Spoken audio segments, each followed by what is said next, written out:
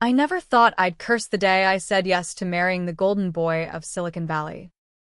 But there I was, veil askew and mascara running like black rivers down my cheeks, standing at the altar of that overpriced Napa chapel while my fiancé, my perfect, lying bastard of a fiancé, shouted to the 300 guests that I was the one who'd cheated. Me. Eden freaking Harlow, who'd spent 2 years building our life brick by toxic brick, only to watch him torch it all with a single, venomous speech. And the worst part? He wasn't even lying about the affair. No, he was the cheater. But he'd pinned it on me like a scarlet letter, complete with forged texts and a witness who was really just his side piece in a borrowed bridesmaid dress. The crowd gasped, then murmured, then exploded into whispers that felt like knives twisting in my gut. My father, God rest his judgmental soul, clutched his chest like he was having a heart attack all over again. And my mother wailed something about family disgrace. I wanted to scream the truth, to rip off that veil and hurl it at Jake's smug face. But my throat closed up like a noose. Instead, I bolted. Not with grace. Mind you, heels sinking into the manicured lawn, skirt tearing on a wrought iron gate, as I fled down the winding road toward the only sanctuary I knew, my late Aunt Clara's vineyard, tucked away in the rolling hills of Sonoma County. A forgotten slice of earth where the grapes grew wild and the secrets fermented deeper than any vintage. 6 hours later, smeared in mud and bridal finery, I collapsed on Clara's sagging porch, the key still hidden under the mat like she'd promised before the cancer took her. The house smelled of dust and old wine, a tomb for the woman who'd raised me after Dad's accident, teaching me to prune vines and spot bullshit from a mile away. I didn't know it then, but that porch swing creak was the starting gun for the revenge I'd nurse like a bad hangover. Because Jake, he thought he'd buried me alive in scandal. What he didn't know was that Aunt Clara's cellar held more than bottles. It held the key to swapping lives. A forbidden experiment she'd whispered about in her fevered last days. Something she'd cooked up with a rogue neuroscientist buddy from Stanford. A body swap. Not some hocus-pocus, a neural implant trial. Black market tech that could hijack synapses and rewrite realities. And me? I was about to become the ghost in his machine. That first night, I tore through Clara's journals like a woman possessed. The pages yellowed and stained with Merlot splatters. She'd been no saint, hell. She'd been a rebel, ditching a trust fund life for dirt under her nails and vendettas against the suits who tried to eminent domain her land. But the swap device? It was her masterpiece. A prototype helmet rigged with electrodes and AI algorithms, meant to let you borrow someone else's neural map for interrogation or therapy. Clara had tested it on herself once, swapping with a mirror for minutes, just to feel what it was like to watch your own face from the outside. Its power. Eden, she'd rasped from her hospice bed. The kind that levels fields. By dawn, I'd strapped it on, the cold metal biting my temples, and targeted the only mind I could pull from the ether, Jake's. Our engagement ring had a tracker, his idea, the paranoid prick, and it pinged his location back in city. One jolt, a surge of electricity that tasted like copper pennies on my tongue, and suddenly, I wasn't in Sonoma anymore. I blinked, and there he was, me, staring back from the penthouse mirror in San Francisco, his chiseled jaw slack with confusion. No, I was in his body, broad-shouldered and reeking of that sandalwood cologne he wore to board meetings. My old form slumped on the couch across the room, eyes vacant like a puppet with cut strings. The swap was seamless. A glitch in the matrix where souls traded shells but memories stayed locked in their skulls. I flexed his fingers, my fingers now, and felt a rush of alien strength, the kind that came from gym memberships and unchecked privilege. Jake's phone buzzed, a text from his mistress.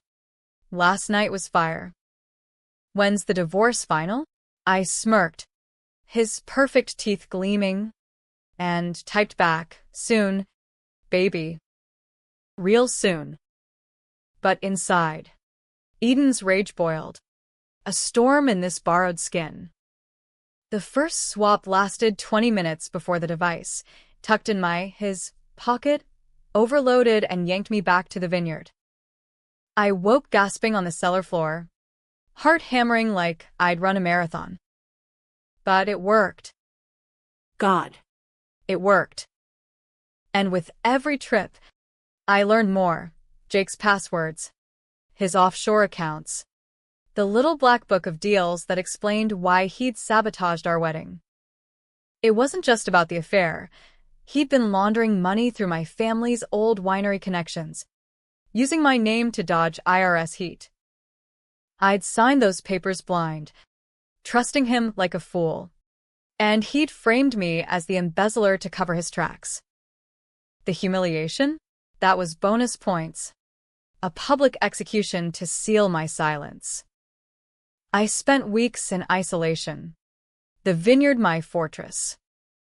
Mornings, I'd wander the rows, snipping grapes that burst hard on my tongue, plodding while the fog rolled in off the Pacific.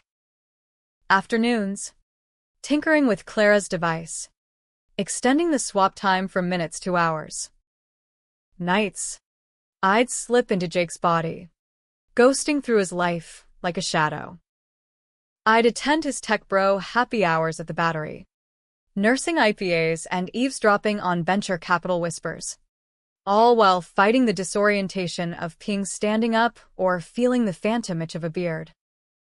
It was invasive, violating. Every time I caught my reflection, it was his face staring back, accusatory and empty. But the intel? Priceless. I uncovered his web, the senator's aide he'd bribed for zoning favors, the rival startup he'd sabotaged with hacked prototypes, even the hit he'd ordered on a whistleblower journalist last year. That crime? It was mine now, in the eyes of the law, because he'd forged my digital signature on the wire transfer. By month 3, the swaps were stable enough for deeper dives. I started small acts of sabotage, a leaked email here, a tampered presentation there. Jake trapped his own head during my absences, chalked it up to stress, popping Xanax like candy. But I was just warming up. The real controversy brewed when I used his body to seduce his mistress. Not out of jealousy, but to record her spilling beans on their pillow talk. He said Eden's dad didn't die in a car crash, she moaned, oblivious to the phone hidden in the sheets. It was staged. Insurance scam gone wrong. And Jake cleaned it up. My world tilted. Dad's accident 6 years ago, tires slashed on a rainy interstate, had always smelled off. Ruled a freak hydroplaning. But Jake? He'd confessed to her, casual as ordering takeout, that he'd rigged it to bail out our failing vineyard with a fat policy payout. And I'd inherited the guilt, the whispers that I'd pushed him too hard to save the family business. Betrayal didn't cut it. This was a grave-robbing level of evil. I confronted my reflection that night, back in my own skin, punching the cellar wall until my knuckles split. Blood trickled warm, but it was nothing compared to the ice in my veins. Jake wasn't just a cheater, he was a murderer, a puppeteer who'd strung me up as the fall guy for his empire of lies. The vineyard air turned thick, oppressive, as I realized the swap wasn't revenge, it was resurrection. I could become him, dismantle everything from the inside. But the ethics gnawed at me. A worm in the apple. Was I any better? Hijacking his body like a parasite? Slipping into his meetings? I'd felt the pull of his power, the deference from interns, the thrill of closing deals. Part of me, the broken part, wanted to keep it. To rule, not ruin. Month 4 brought the first real risk. During a swap, I, as Jake, met with his fixer, a slick ex-cop named Harlan who'd handled the journalist's disappearance. Harlan eyed me funny, like he smelled the wrong cologne. "You good, boss?" Looking a little Off.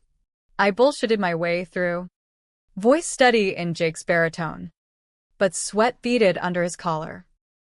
That night, back home, I dreamed of vines choking me, grapes swelling into nooses.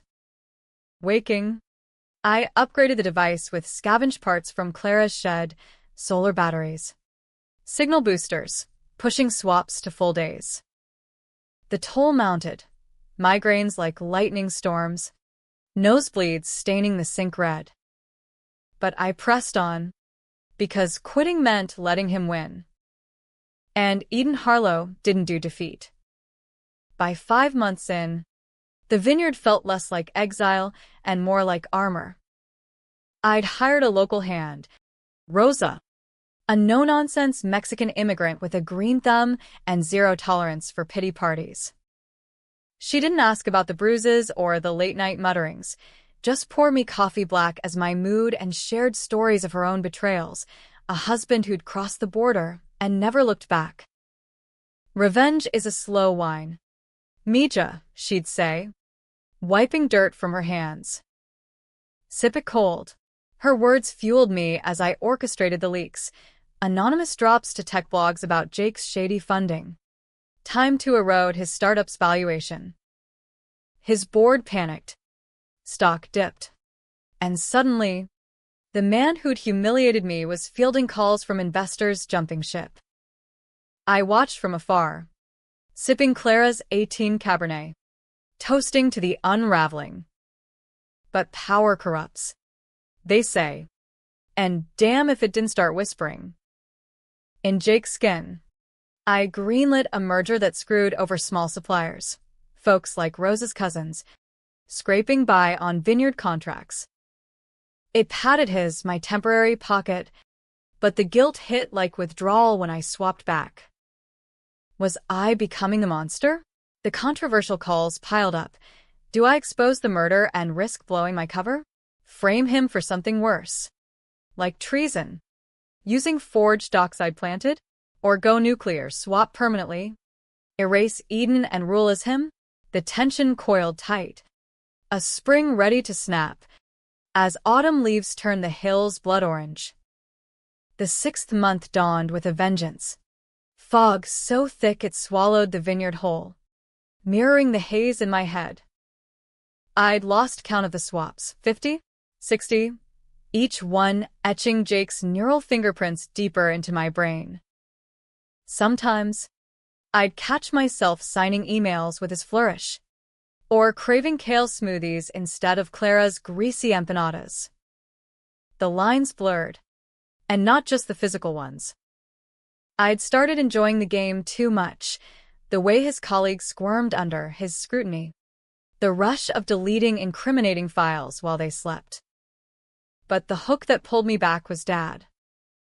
That bombshell from the mistress had cracked open a vault I'd sealed years ago, and now it wouldn't shut.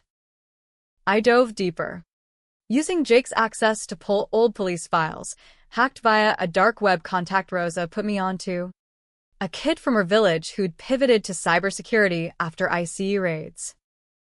The report on Dad's crash was sanitized, but buried in the metadata, a single frame from a dashcam, a shadow tampering with the undercarriage hours before.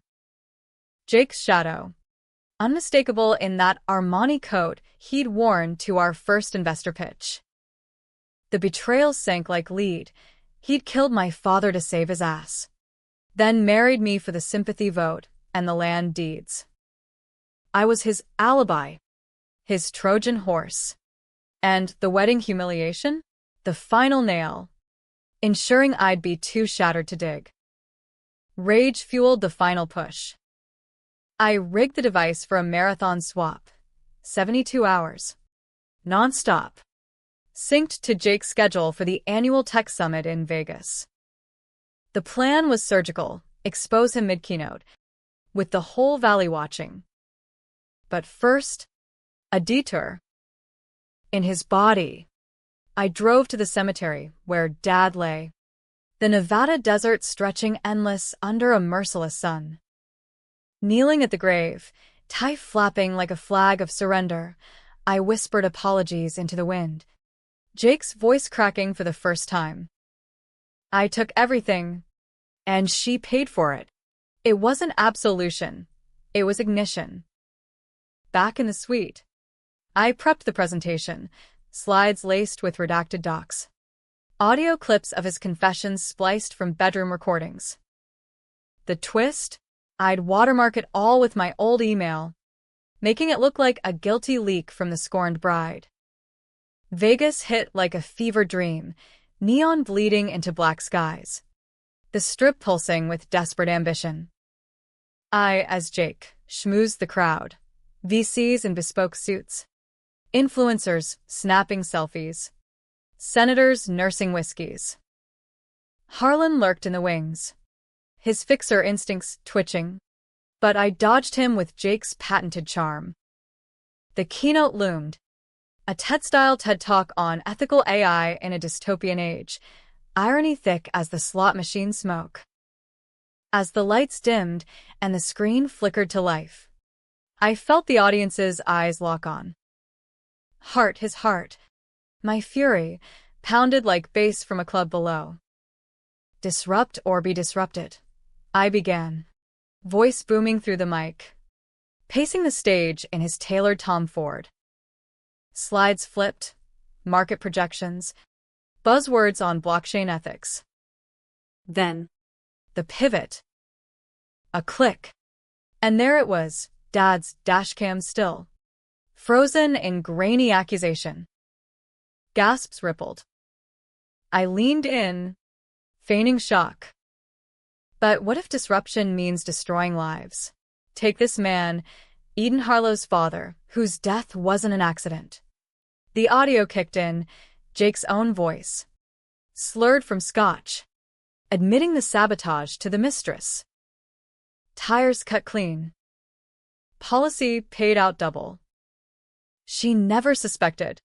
The room erupted screams, flashes popping like gunfire.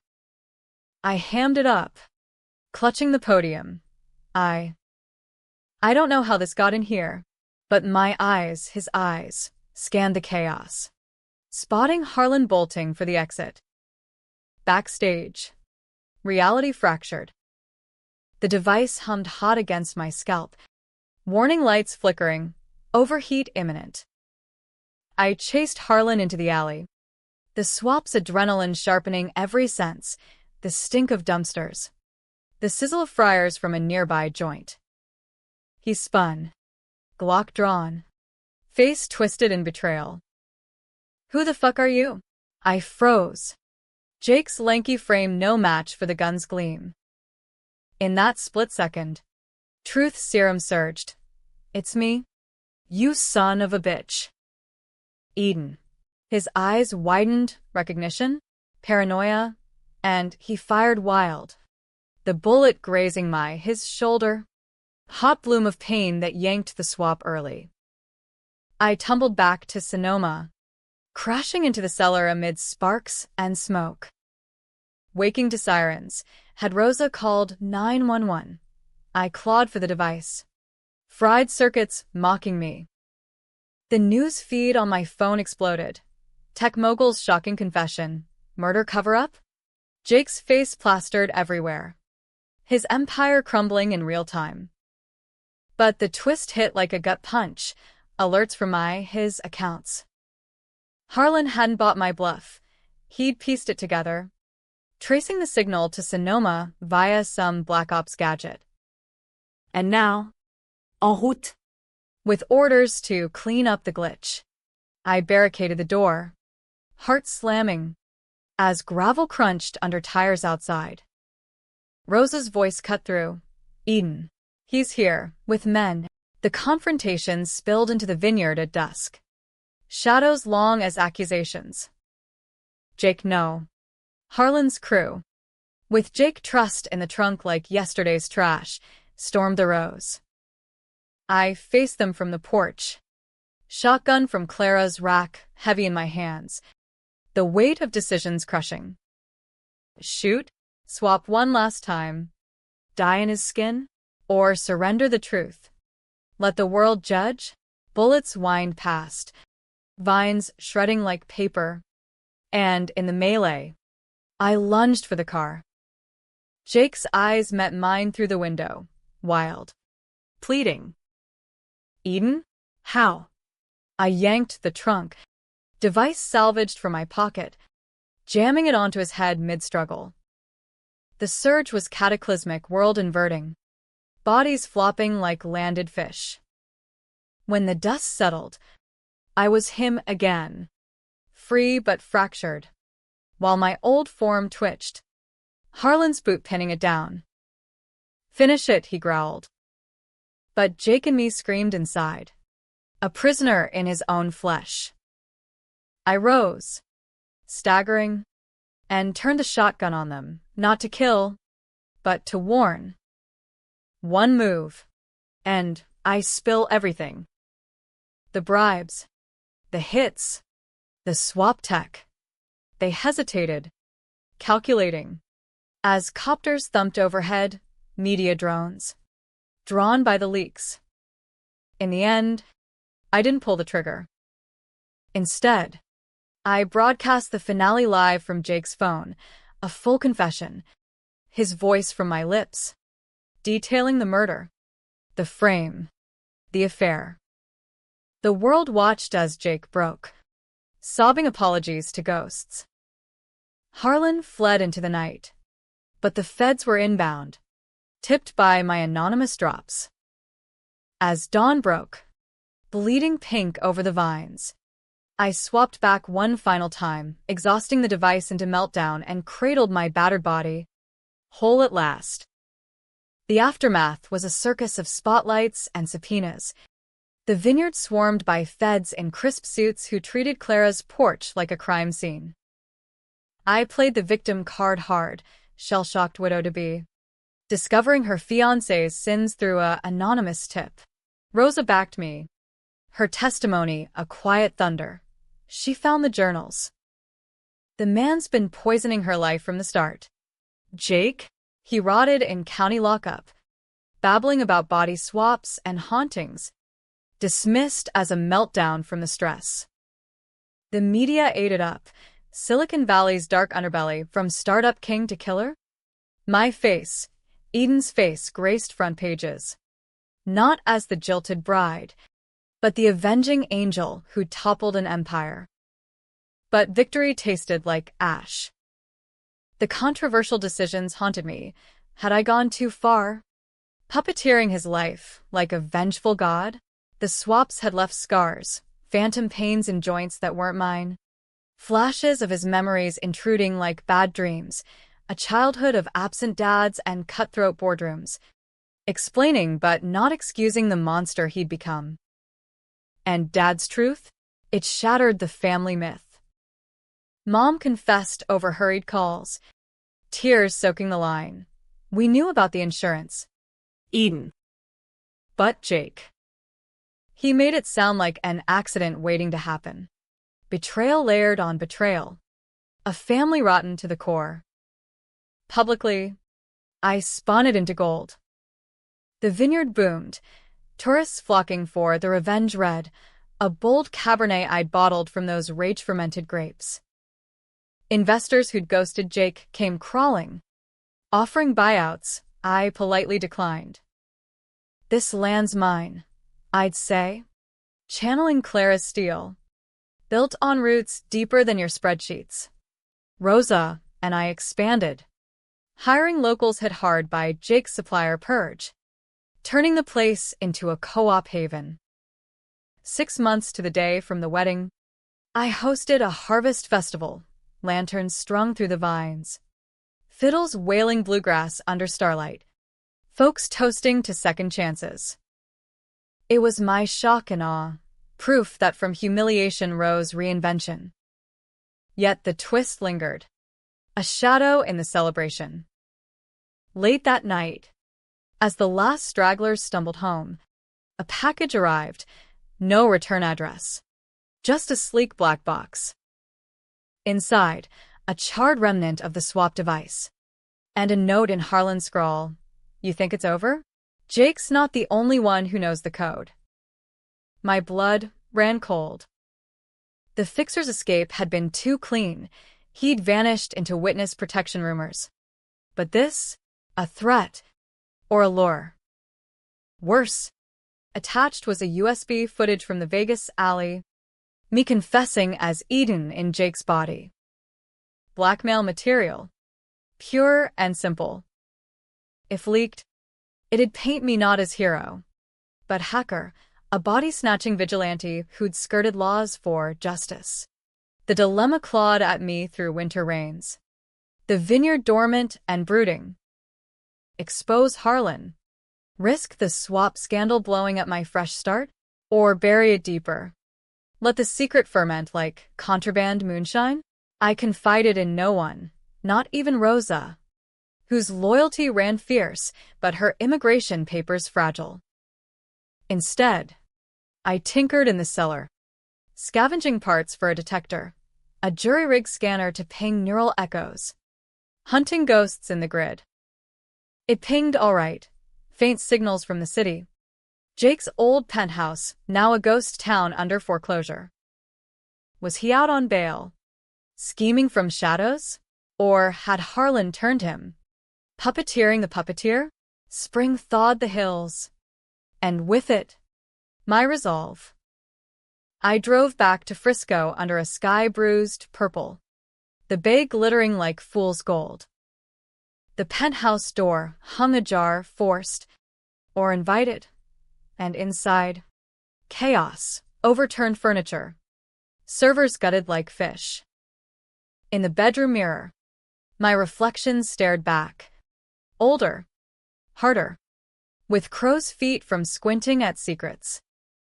That's when I heard it, a low hum, familiar as sin. Tucked in the closet, another device, sleeker, Harlan's upgrade. And strapped to it, Jake, gaunt and wild-eyed, murmuring, "Eden. It was always you." The revelation hit like a freight train. He hadn't been the victim. He'd orchestrated the swaps from the start. Clara's journals? He'd swiped them months before her death, reverse engineering the tech with Harlan's help. The wedding humiliation? A ploy to drive me to the vineyard, where the prototype waited like bait. "You were the glitch," he rasped, wrists raw from zip ties. "I needed your neural map, pure, untainted to perfect it." Dad's death? Collateral. But you. You were the key to immortality. Swapping forever. Leaping bodies like suits. The buried secret reversed. I hadn't stolen his life. He'd stolen mine. Engineering the betrayal to forge me into his vessel. Rage and revulsion warred as I freed him. No. Cuffed him tighter. Dialing the feds on speaker. "It's over. Jake." No more games." But as sirens wailed closer, he laughed. A hollow echo. "Is it? Harlan's got backups." And you. "You've got his memories now. Don't you?" The swaps bleed over. He was right. Flashes assaulted me. Harlan's kills, cold and clinical, blending with my own guilt. Was I Eden? Or a mosaic of monsters? The arrest made headlines anew. Fiancé's final fraud, tech tycoon confesses all. Harlan turned himself in days later, cutting a deal that buried the swap tech under national security veils. Jake got life. No parole. His empire auctioned to fund victims' trusts, including one for Dad's accident survivors. Me? I walked away scarred but standing, The Vineyard my anchor. But the ending? It's debatable. Some call it justice, a woman's triumph over patriarchal poison. Others whisper I'm the villain, hacking souls, blurring lines between revenge and ruin. As I prune the vines this summer, feeling echoes of alien thoughts in quiet moments, I wonder too, was it catharsis? Or just another swap, trading one cage for another? In the end, the grapes don't judge. They just grow, twisting toward the sun, secrets swelling in their skins. And if Harlan's ghost lingers in the code, well, I'll be ready. With a shotgun, a scanner, and a story no one believes until it's too late. Epilogue whispers crept in with a fall harvest. 2 years post-wedding. The vineyard a thriving beast under my stewardship. Rosa and I had bottled the Revenge Red into legend, cases shipping to Michelin-starred spots in New York, labels etched with a single vine tendril, symbol of resilience or resentment, depending on the taster. Festival crowds swelled annually, drawing influencers who posed with pitchforks for that rustic revenge aesthetic, turning my trauma into TikTok fodder. I smiled through it, the gracious host in sundresses and straw hats. But inside, the swaps lingered like a low-grade fever, random tics, a sudden aversion to kale that made me laugh bitterly over Morning Joe. Jake's trial was the spectacle of the decade, a Bay Area bonfire of vanities. I testified in a packed courtroom, voice steady as I recounted the humiliations, the forged docs, the dashcam lie. His lawyer spun it as delusion, my client, under immense pressure. But the evidence mounted. Audio leaks, witness flips, even Clara's journals, authenticated by a forensic linguist who called her prose a roadmap to madness and mastery. Jake took the stand once, eyes hollowed by solitary, ranting about neural hijacks until the judge gavelled him silent. Guilty on all counts: murder, fraud, conspiracy, life, plus the indignity of a psych eval that branded him detached from reality. Harlan?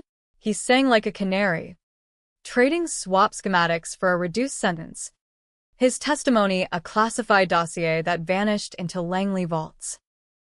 The controversy? It fermented online. Forums ablaze with debates. Was Eden a hero or a hacker? Petitions circulated, "Free Jake, victim of Vineyard voodoo," while feminist pods hailed me as the ultimate Me Too avenger. I dodged interviews, but one slipped through, a podcaster with a velvet voice and probing questions. "Did you ever consider forgiving him?" she asked, mic hot under vineyard lanterns. I paused, swirling a glass of 23 vintage, the one-eyed named Echo. Forgiveness is for folks who forget. Me? I remember. And that's my power. But power's double-edged.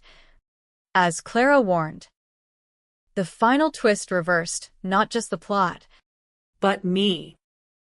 post-trial. I auctioned the vineyard, not out of defeat. But design. Proceeds seeded a foundation, Harlow Neural Ethics, funding research into brain tech safeguards, with ironclad clauses against weaponization. Rosa took the reins, her co-op dream realized, while I lit out for parts unknown, maybe the Southwest, where red rocks dwarf secrets, or back east, chasing Dad's old jazz haunts in New Orleans. Freedom tasted sharp, unfiltered. But the echoes persisted, Jake's laugh in quiet bars, Harlan's calculations in traffic jams. One night, holed up in a Taos adobe, thunder rumbling over sagebrush, I dreamed the ultimate swap, not with a foe, but myself. Waking to rain-pattering tin roof, I felt settled. The humiliations? Fertilizer for growth. The betrayals? Lessons in solitude's strength. And the shocks? They rippled outward, changing not just me, but the narrative. Women whispering my name in boardrooms, demanding audits on their own golden boys. Was it a happy ending? Hell no, too pat for life's grit. Tragic? Not quite. No violins. Just vinyl spinning Howlin' Wolf at dawn. It's messy. Debatable. American as apple pie laced with arsenic. A woman who clawed back her story. One neural jolt at a time. If you raise a glass to that, make it a bold red. And sip slow, revenge, like wine, reveals its finish in the aftertaste. As for what's next, the world's full of vineyards waiting to be claimed. And me, I've got the pruners ready.